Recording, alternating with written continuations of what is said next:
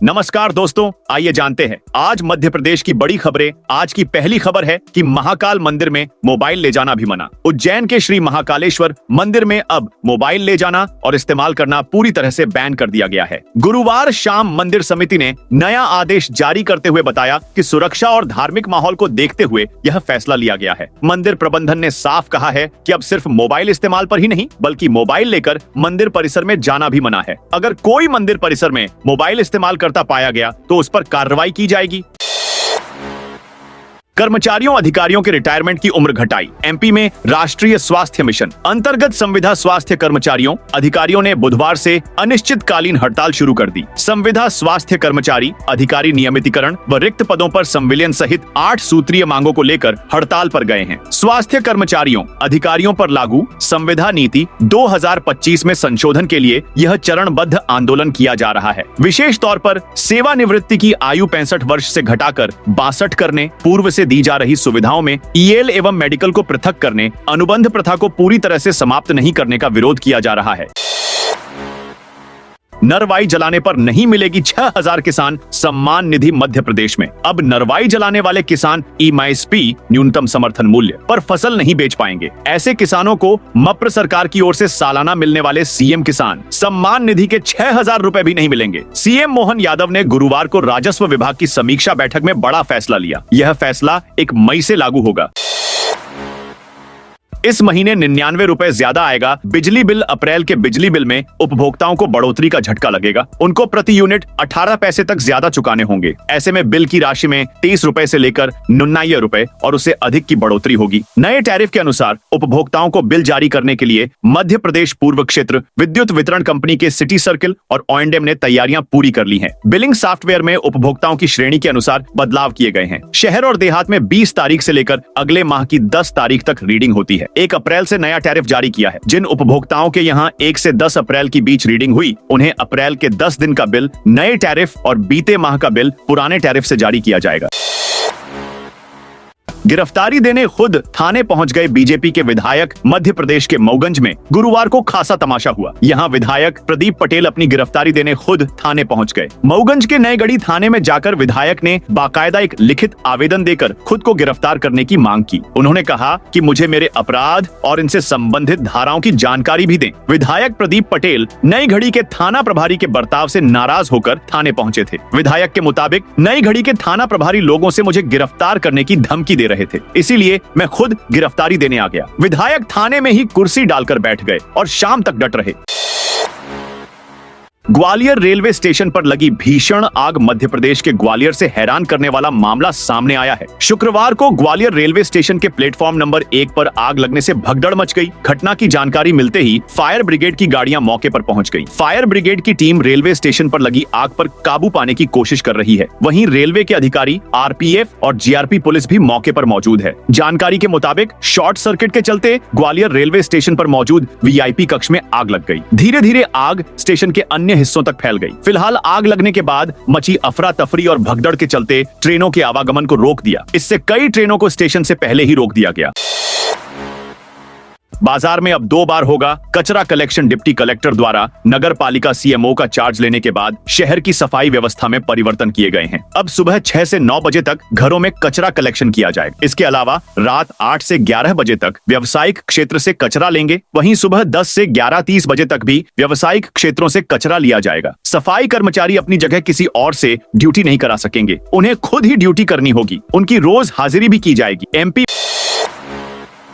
में अब एक परिवार से एक व्यक्ति को मिलेगा रोजगार। आम लोगों के लिए रोजगार पाना चुनौतीपूर्ण है। ऐसे में सरकार एक परिवार के एक व्यक्ति को रोजगार देने जा रही है। सीएम मोहन यादव ने शुक्रवार को सूक्ष्म, लघु और मध्यम उद्यम विभाग एमएसएमई की समीक्षा बैठक में अफसरों को इस संबंध में निर्देश दिए। कहा, प्रदेश में विकास की अपार संभावनाएं हैं। हर क्षेत्र उम्मीदों से भरा है। जमीनी स्तर पर काम करने की जरूरत है। एमएसएमई के जरिए हर परिवार में कम से कम एक व्यक्ति को रोजगार अथवा स्वरोजगार दे सकते हैं। इन किसानों को होगी बड़ी परेशानी। नरवाई जलाने वाले किसानों को सरकार मुख्यमंत्री किसान सम्मान निधि का लाभ नहीं देगी। ऐसे किसानों से गेहूं, सोयाबीन और धान समेत किसी भी अनाज की खरीदी भी समर्थन मूल्य MSP पर नहीं की जाएगी। मुख्यमंत्री डॉ मोहन यादव ने गुरुवार को राजस्व विभाग की समीक्षा बैठक में इसके निर्देश दिए। मुख्यमंत्री मोहन यादव ने राजस्व विभाग की समीक्षा बैठक में इसके निर्देश दिए। दरअसल नरवाई जलाने से प्रदेश का प्राकृतिक तंत्र कमजोर हो रहा है, जमीन की उर्वरा शक्ति प्रभावित हो रही है। सीएम ने निर्देश दिए कि ऐसे किसानों का सम्मान निधि का लाभ तत्काल प्रभाव से रोका जाए। ऐसे किसानों से अगले साल से MSP पर खरीदी भी नहीं करें। MP में आज से बारिश का अलर्ट। मध्य प्रदेश में बारिश का दौर शुरू, जो 3 दिन तक चल सकता है। वेस्टर्न डिस्टर्बेंस, पश्चिमी विक्षोभ और ट्रफ की वजह से मौसम बदलेगा। हालांकि प्रदेश के बड़े हिस्से में तेज गर्मी रहेगी और लू भी चलेगी। इससे पहले गुरुवार को छतरपुर जिले के खजुराहो और नौगांव सबसे ज्यादा गर्म रहे। खजुराहो में 34.4 डिग्री और नौगांव में पारा 43.7 डिग्री सेल्सियस तक पहुंच गया। मौसम विभाग ने शुक्रवार को प्रदेश के 13 जिलों में लू का अलर्ट जारी किया है। इनमें रतलाम, झाबुआ, अलीराजपुर, बड़वानी, छिंदवाड़ा, पांढुर्णा, सिवनी, मंडला, बालाघाट, पन्ना, छतरपुर, टीकमगढ़ और निवाड़ी शामिल हैं। इंदौर, भोपाल, ग्वालियर, उज्जैन, जबलपुर समेत अन्य शहरों में तेज गर्मी रहेगी। अतिथि विद्वान पर धार्मिक भावनाएं भड़काने का केस। डिंडौरी में कॉलेज लेक्चरर के खिलाफ धार्मिक भावनाएं आहत करने का केस दर्ज किया गया है। आदर्श महाविद्यालय की गेस्ट लेक्चरर नसीम बानो पर विवादित व्हाट्सएप स्टेटस लगाने और सीताहरण से संबंधित वीडियो पोस्ट करने का आरोप है। इसके विरोध में अखिल भारतीय विद्यार्थी परिषद ABVP के कार्यकर्ता गुरुवार देर रात सिटी कोतवाली पहुंचे। यहां लेडी लेक्चरर के खिलाफ कड़ी कार्रवाई की मांग करते हुए धरना दिया। सिटी कोतवाली TI दुर्गा प्रसाद नकपुरे ने कहा, शिकायत के आधार पर गेस्ट लेक्चरर के खिलाफ धार्मिक भावनाएं भड़काने की धाराएं लगाई हैं। मामले की जांच की जा रही है। राशन कार्ड से हटेंगे 8,000 लोगों के नाम। सरकारी गरीब बनाकर लोगों को रियायती दर पर अनाज वितरण की परंपरा धीरे धीरे खत्म होगी। सरकार की eKYC योजना से राशन दुकानों के अपात्र हितग्राही कम होंगे, तो वहीं प्रशासन ने भी स्थानीय स्तर पर 8,646 अपात्रों के नाम भी हटा दिए हैं। इससे वास्तविक हितग्राहियों को ही राशन मिल पाएगा। इस समय नगर निगम से लेकर पंचायत तथा खाद्य आपूर्ति विभाग में गरीबी रेखा का आवेदन लेकर लोग पात्रता पर्ची हासिल करने की कतार में हैं। सरकार ने अपात्रों के चक्कर में 5 माह से पात्रता पर्ची जारी करना बंद कर दी है। इस समय छिंदवाड़ा, पांढुर्णा जिले में 12,000 से ज्यादा आवेदन लंबित हैं। जब तक सर्वेक्षण में अपात्रों के नाम नहीं हटाए जाएंगे, तब तक पात्र हितग्राहियों के नाम नहीं जुड़ेंगे। MP को केंद्र से नहीं मिले 16,000 करोड़। मध्य प्रदेश सरकार को 31 मार्च तक केंद्र से मिलने वाले 37,652 करोड़ रुपए में से 16,155 करोड़ रुपए कम मिले हैं। कई विभागों की योजनाओं में बजट के लिए प्रावधान करने के बाद भी राशि जारी नहीं की गई है। ऐसे विभागों में कैलाश विजयवर्गीय, प्रहलाद पटेल, राजेंद्र शुक्ल, उदय प्रताप सिंह, राकेश सिंह, संपतिया उइके, निर्मला भूरिया जैसे मंत्री शामिल हैं। वहीं केंद्रीय किसान कल्याण और ग्रामीण विकास मंत्री शिवराज सिंह चौहान के विभाग से भी कई योजनाओं में तय बजट के बाद भी कम राशि मिली है। MP के धार्मिक शहरों में शराबबंदी फेल। मध्य प्रदेश सरकार ने राज्य के 19 धार्मिक शहरों में शराब बिक्री पर रोक लगा दी है, लेकिन इन शहरों में शराब गली गली बिकने लगी है और यह सब हो रहा है शराब बिक्री बंद होने के मात्र 15 दिन के अंदर। सरकारी शराब दुकानें बंद होने के बाद दैनिक भास्कर ने राम राजा की नगरी ओरछा और पीताम्बरा पीठ के स्थल दतिया पहुंचकर जाना कि वहां जमीनी हालात कैसे हैं। ओरछा में बस स्टैंड पर स्थित चाय की दुकान और गलियों से शराब बिकती मिली। वहीं दतिया में रेस्टोरेंट से लेकर घरों से अवैध शराब बिक्री का सच सामने आया। शराब बेचने वाले भास्कर के कैमरे में कैद भी हुए। MP में 2 शिफ्ट में लगेंगे सरकारी कॉलेज। मध्य प्रदेश में सभी सरकारी कॉलेज 2 शिफ्ट में लगेंगे। वहीं सभी कॉलेजों की स्टेट लेवल पर ग्रेडिंग भी होगी। हर संभाग में युवाओं को ज्ञान बढ़ाने के लिए सामान्य ज्ञान की प्रतियोगिता भी आयोजित कराई जाएगी। CM मोहन यादव ने गुरुवार को मुख्यमंत्री निवास में समत्व भवन में उच्च शिक्षा विभाग की समीक्षा बैठक में इसके निर्देश दिए। CM ने कहा कि सेमेस्टर सिस्टम भी आवश्यकता अनुसार जारी रहे। इससे विद्यार्थियों को बिना किसी बाधा के शिक्षा पूरी करने में आसानी होगी। इस दौरान उच्च शिक्षा मंत्री इंद्र सिंह परमार ने कहा कि हम विद्यार्थियों की दैनिक उपस्थिति को उनके क्रेडिट स्कोर से जोड़ रहे हैं। इससे स्टूडेंट्स की उपस्थिति बढ़ रही है। अशोकनगर में व्यापारियों ने बंद रखी दुकानें। अशोकनगर के गांधी पार्क में कश्मीर के पहलगाम में हुई आतंकी घटना के खिलाफ जनता ने आक्रोश प्रदर्शन किया। स्थानीय नागरिकों ने आतंकवाद के विरोध में नारेबाजी की। प्रदर्शनकारियों ने पाकिस्तान मुर्दाबाद के नारे लगाए। गांधी पार्क क्षेत्र के अधिकांश व्यापारियों ने अपनी दुकानें बंद रखी। प्रदर्शनकारियों ने आतंकवाद के खिलाफ कड़ी कार्रवाई की मांग की। इस घटना से पूरे जिले में आक्रोश का माहौल है। दिवंगतों की आत्मा की शांति के लिए 2 मिनट का मौन रखकर श्रद्धांजलि अर्पित की गई। प्रदर्शनकारियों ने आतंकवाद का पुतला जलाया। पाकिस्तान के झंडे को जूते मारकर आग के हवाले किया। व्यापारी भी इस प्रदर्शन में शामिल हुए।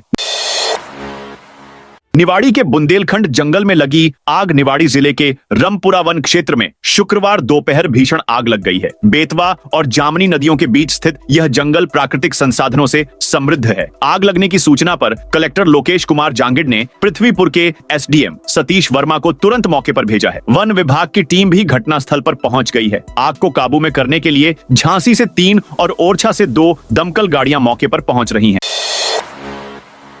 छिंदवाड़ा में पराली जलाने पर 6 किसानों पर एफआईआर। छिंदवाड़ा में पर्यावरण संरक्षण और वायु प्रदूषण नियंत्रण के लिए जिला प्रशासन ने पराली जलाने वाले किसानों पर कड़ी कार्रवाई की है। शिकारपुर गांव के 6 किसानों के खिलाफ कोतवाली थाने में धारा 223 बीएनएस के तहत मामला दर्ज किया गया है। मामला दर्ज किए गए किसानों में लेखराम माहौरे, हरिप्रसाद माहौरे, बीरबल माहौरे, श्री गणेश माहौरे, नरेश माहौरे और राम भरोस माहौरे शामिल हैं। सभी शिकारपुर गांव के निवासी हैं। कलेक्टर ने किसानों से अपील की है कि वे पराली जलाने के बजाय बायोडिकम्पोजर या फसल अवशेष प्रबंधन जैसे ऑप्शनल तरीकों का उपयोग करें।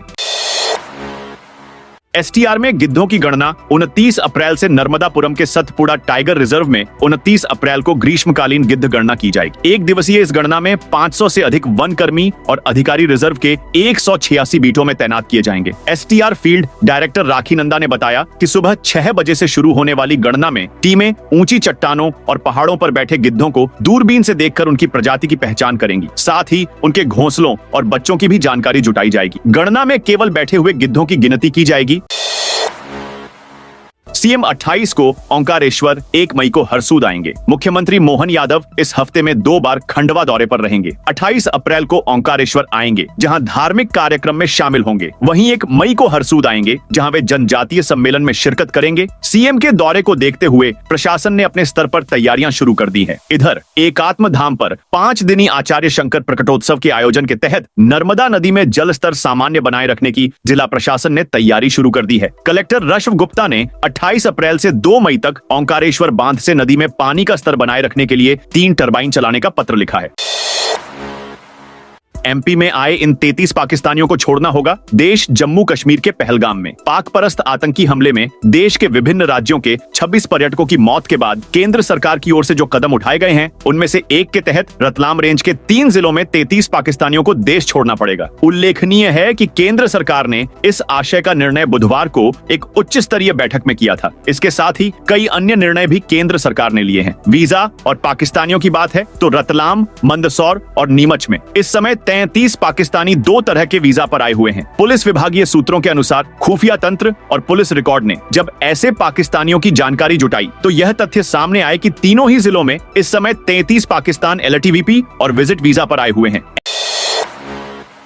एमपी में नया अभ्यारण्य बनाने को लेकर भाजपा सांसद और विधायक ने जताई आपत्ति। मध्य प्रदेश के सतना जिले में सरभंगा अभ्यारण्य को लेकर लगातार उठ रही मांग को देखते हुए प्रभारी मंत्री कैलाश विजयवर्गीय की अध्यक्षता में आयोजित भाजपा प्रबंध समिति की बैठक में सरभंगा को अभ्यारण्य बनाने जाने की बात रखी गई, जिस पर सांसद गणेश सिंह और चित्रकूट विधायक सुरेंद्र सिंह ने आपत्ति जताई। बैठक में भाजपा जिलाध्यक्ष भगवती प्रसाद पांडेय, राज्य मंत्री प्रतिमा बागरी, रामपुर विधायक विक्रम सिंह सहित अन्य मौजूद रहे। भाजपा कार्यालय के बंद कमरे में आयोजित बैठक में जिलाध्यक्ष भगवती ने सरभंगा को अभयारण्य बनाने का मामला रखा। भाजपा ने की 5 मंडलों की कार्यकारिणी घोषित। भारतीय जनता पार्टी के प्रदेश अध्यक्ष विष्णुदत्त शर्मा के निर्देशानुसार एवं भाजपा जिलाध्यक्ष मीना बिसेन की सहमति से लखनादौन विधानसभा के 5 मंडल लखनादौन, आदेगांव, धूमा, कहानी एवं नागनदेवरी मंडल अध्यक्षों द्वारा मंडल कार्यकारिणी घोषित कर दी है। खंसौर एवं केदारपुर मंडलों की कार्यकारिणी पिछले दिनों घोषित कर दी गई थी। घोषित कार्यकारिणी में पदाधिकारियों सहित कार्य समिति में 61 सदस्यों का समावेश है। भाजपा जिलाध्यक्ष ने सभी से पद और पार्टी की गरिमा के अनुकूल जिम्मेदारी का सफल निर्वहन करने की अपेक्षा जताई है। जून में होगा 2 एलिवेटेड कॉरिडोर का भूमि पूजन। राजधानी भोपाल के आशिमा मॉल से सेज अस्पताल और अयोध्या बाईपास से एम्प्री तक 2 प्रमुख एलिवेटेड कॉरिडोर का निर्माण सितंबर अक्टूबर 2025 में ही शुरू हो पाएगा। इनके लिए जून में भूमि पूजन तय किया है, लेकिन पीडब्ल्यूडी की गाइडलाइन तय के तहत ठेकेदार को काम शुरू करने में वर्षा काल की छूट दी गई है। औपचारिक भूमि पूजन जून में होगा और वर्षा काल की छूट के बाद सितंबर अक्टूबर 2025 में निर्माण शुरू होगा। काम पूरा करने 24 माह का समय मिलेगा। सरकारी दफ्तरों में अब नहीं अटकेंगी फाइल। अब मृत शासकीय सेवकों के परिजनों को अनुकंपा नियुक्ति देने से जुड़े मामलों में बाबू हो या अफसर, कोई भी अड़ंगे नहीं लगा पाएंगे। यदि तय अवधि के बाद फाइलें रोकी तो उसे कार्रवाई के दायरे में लिया जाएगा। ऐसा इसलिए क्योंकि सरकार अनुकंपा नियुक्ति के मामलों को अब ऑनलाइन सुनेगी। यूं कहें कि अनुकंपा नियुक्ति से जुड़ी 100% प्रक्रिया ऑनलाइन की जा रही है। इस पर परिजनों द्वारा आवेदन से लेकर सुनवाई और पात्रता पूरी करने वाले परिवार के सदस्य को नियुक्ति आदेश सब कुछ ऑनलाइन ही जारी किए जाएंगे। अवैध कॉलोनियों पर सरकार सख्त। मध्य प्रदेश में अवैध निर्माण पर सरकार सख्त हो गई है। सभी प्रकार के ऐसे निर्माणों को ढाया जा रहा है। राजधानी भोपाल में भी गुरुवार को जिला प्रशासन ने अवैध कॉलोनियों पर कार्रवाई शुरू कर दी। ऐसी 2 कॉलोनियों में जेसीबी से अवैध निर्माण ढा दिए गए। जिला प्रशासन ने रसूलिया गोसाई और सिकंदराबाद की अवैध कॉलोनी में ये कार्रवाई की। यहाँ बने पक्के निर्माणों को जेसीबी से ध्वस्त कर दिया गया है। कोर्ट में पेश हुए जीतू पटवारी। मध्य प्रदेश कांग्रेस अध्यक्ष जीतू पटवारी शुक्रवार को इंदौर जिला न्यायालय में एक पुराने मामले की सुनवाई में पेश हुए। कोरोना काल में अस्पतालों की बदहाल व्यवस्था को लेकर हुए प्रदर्शन के मामले में कई वरिष्ठ कांग्रेस नेता आरोपी हैं। कोरोना संक्रमण के समय रीगल चौराहे पर अस्पतालों की अव्यवस्था के खिलाफ कांग्रेस द्वारा किया गया विरोध प्रदर्शन अब भी कानूनी दायरे में है। छोटी ग्वालाटोली थाने में दर्ज इस मामले में धारा 148 के तहत कार्रवाई की गई थी।